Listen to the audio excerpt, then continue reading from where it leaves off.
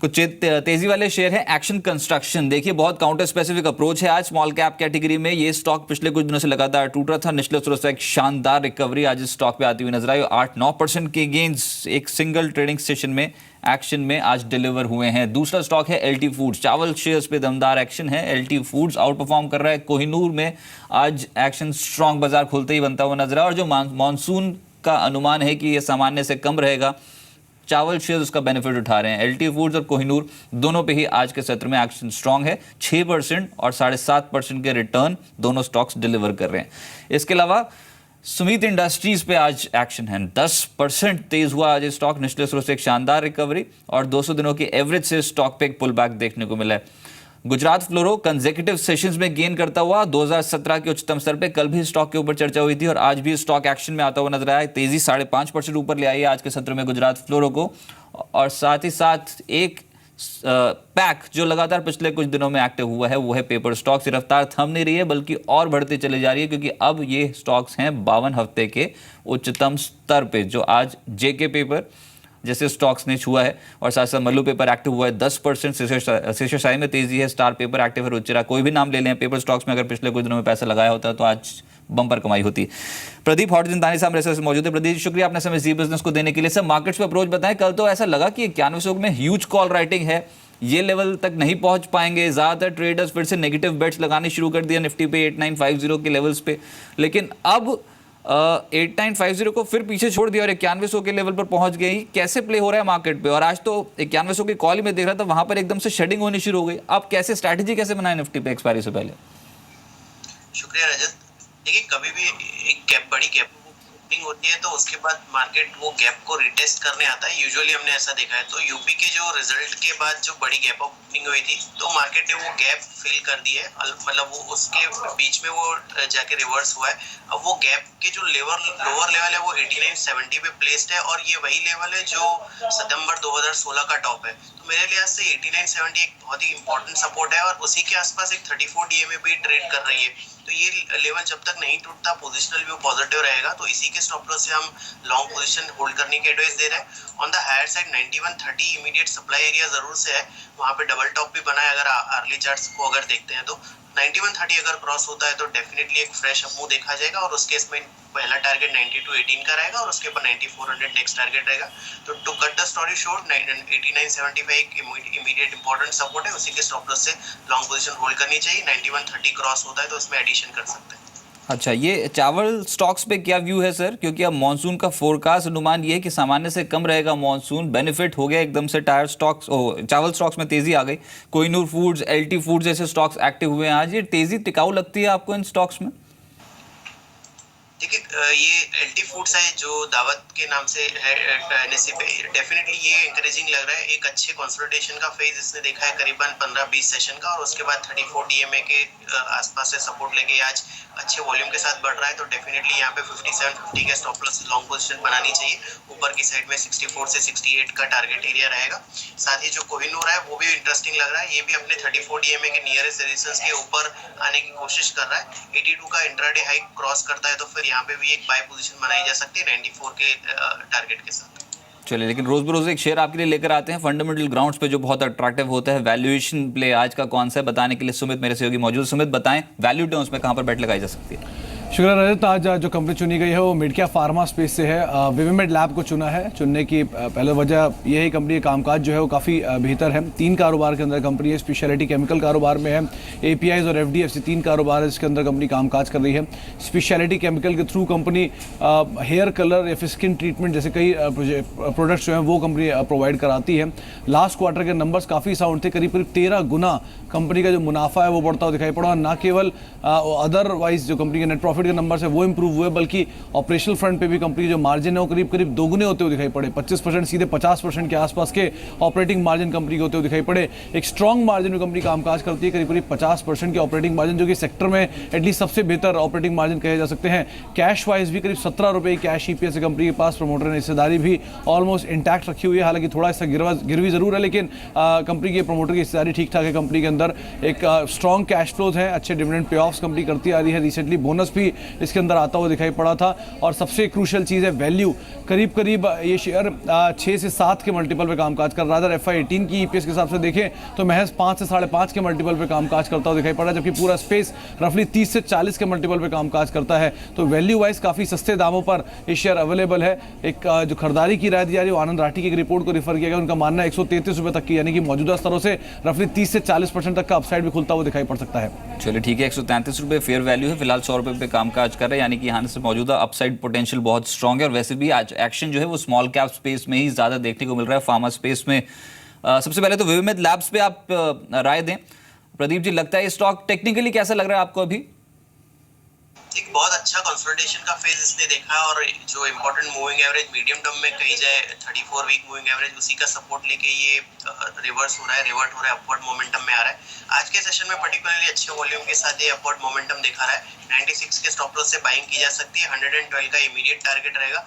112 पे एक बड़ा ट्रेंड लाइन रेजिस्टेंस है, वो क्रॉस होता है तो बढ़िया मूव फॉलो करेगी। और फॉर द टाइमिंग एक 112 का इमीडिएट टारगेट 96 के स्टॉप लॉस के साथ लिया जा सकता है।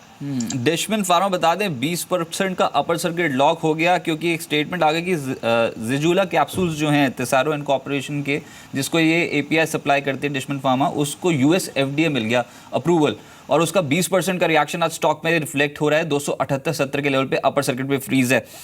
फ्रीज खुले तो सर ये टेक्निकली अब जो सप्लाई डिमांड सिचुएशन आपको कहाँ तक ले जाती देखती है डैशमैन फार्मा के स्टॉक को?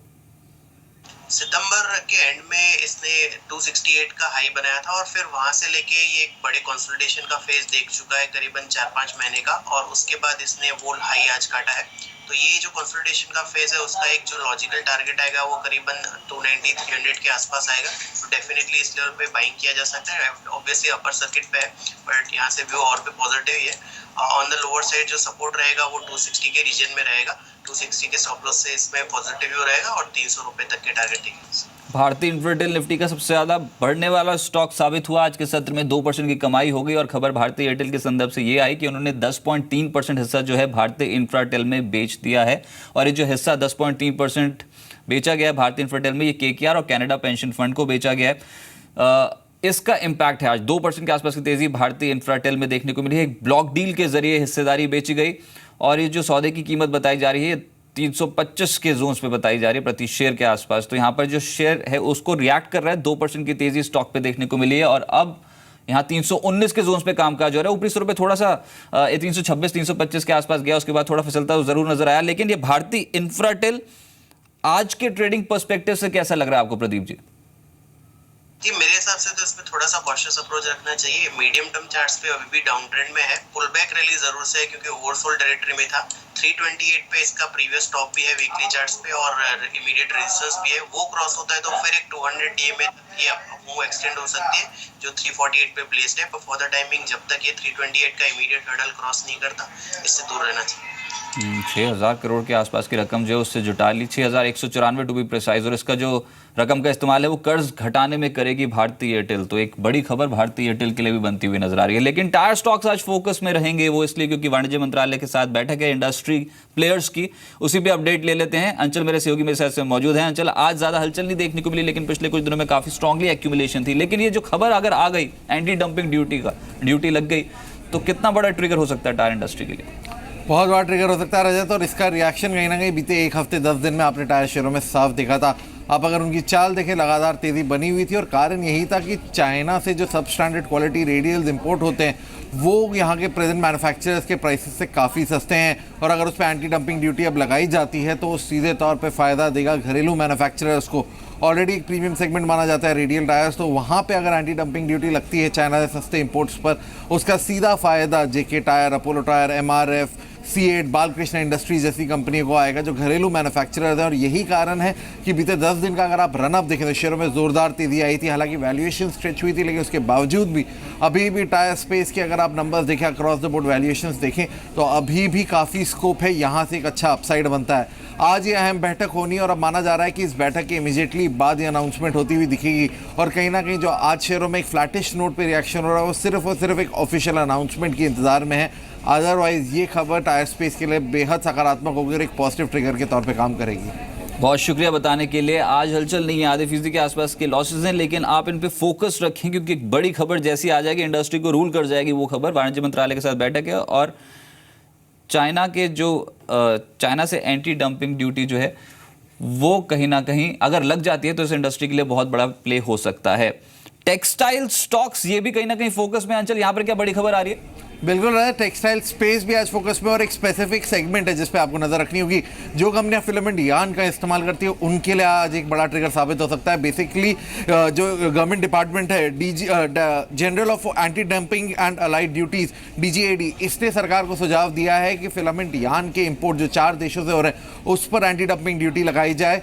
$0.15 से $3.44 पर केजी के हिसाब से ड्यूटी लगाई जाए और ये एक बड़ा ट्रिगर साबित होगा, स्पेशली जो इंटीमेट वेयर कंपनियां बनाती हैं उनके लिए, जो एक्सरसाइज गियर्स बनाती है उन कंपनियों के लिए और जो डिस्पोजेबल डाइपर्स बनाती है उन कंपनियों के लिए। और यही कारण है कहीं ना कहीं पेज इंडस्ट्रीज को देखिए वो रिएक्ट करना शुरू हो गया है। सबसे बड़ा प्लेयर है इंटीमेट मार्केट में, जॉकी के नाम से ब्रांड आते हैं इसके, तो कहीं ना कहीं उसको इसका सीधा फायदा होगा। अगर फिलामेंट यार्न पे ड्यूटी लगाई जाती है तो इन कंपनियों के लिए ऑलमोस्ट एक आंकलन ये कहता है कि 1% से 11% तक का प्राइस स्पेस क्रिएट हो जाएगा। जो दाम है इंपोर्टेड प्रोडक्ट्स के वो 11% तक एक्सपेंसिव हो जाएंगे और वो फायदा सीधे तौर पे कंपनियां जैसे Rupa, Lovable, Ashapura Mindcamp, Page Industries, VIP clothing, इन कंपनियों को सीधे तौर पे आता हुआ दिखेगा। चलिए, बहुत शुक्रिया ये दोनों खबरें डिटेल से समझाने के लिए। और दोनों ही खबरें जो है एंटी डंपिंग ड्यूटी से जुड़ी हुई थी।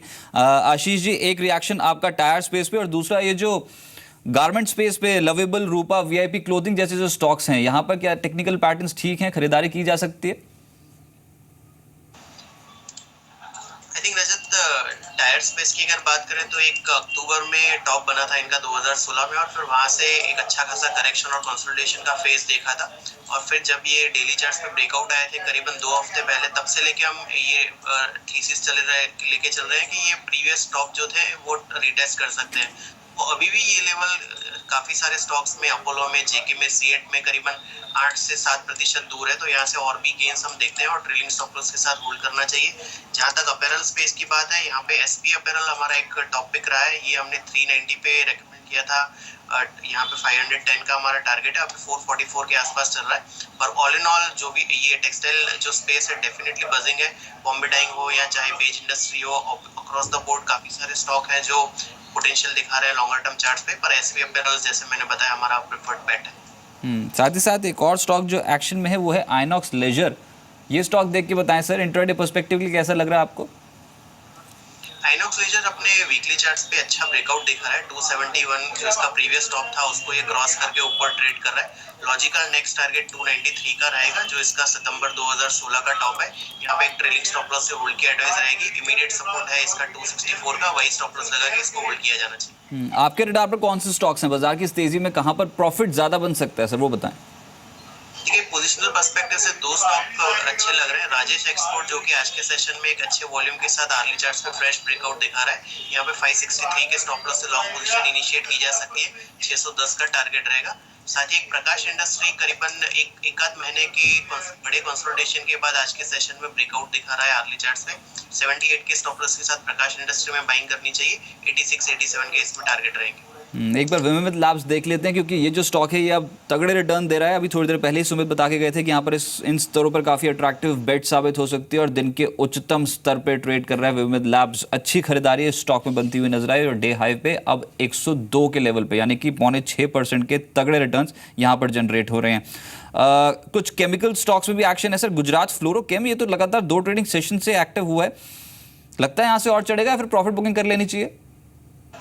देखो, ऑलरेडी एक स्टीप रन अप देख चुके हैं। पिछले अगर 2 महीने की बात करें तो करीबन 468 से लेके ऑलरेडी 710 के इसमें लेवल्स देख चुके हैं। ऑसिलेटर हालांकि अभी भी पॉजिटिव है, तो ट्रेलिंग स्टॉप के साथ होल्ड जरूर से किया जा सकता है। फ्रेश बाइंग के लिए शायद रिस्क रिवॉर्ड इतना फेवरेबल नहीं है। ऑन द अर्ली चार्ट 624 का एक इमीडिएट सपोर्ट है, क्योंकि स्टीप रन अप है तो स्टॉप लॉस भी थोड़ा डीप है। 624 का SL है और ऑन द हायर साइड 800 का एक टारगेट है जो इसका मार्च 2015 का टॉप है। तो 800 के मेजर टारगेट के साथ इसको होल्ड किया जा सकता है। एक स्टॉक है शिपिंग कॉर्पोरेशन ऑफ इंडिया, इसमें एकदम से एक्टिविटी बढ़ी है और ये डे हाई पे आ गया है। SCI shipping corporation of India में बहुत स्ट्रांगली मोमेंटम गैदर हो रहा है, 5% के आसपास की तेजी डे हाई पे SCI जो है वो कामकाज कर रहा है। बहुत शुक्रिया प्रदीप जी आपका मेरे साथ जुड़ने के लिए और मार्केट्स पे अप्रोच बताने के लिए।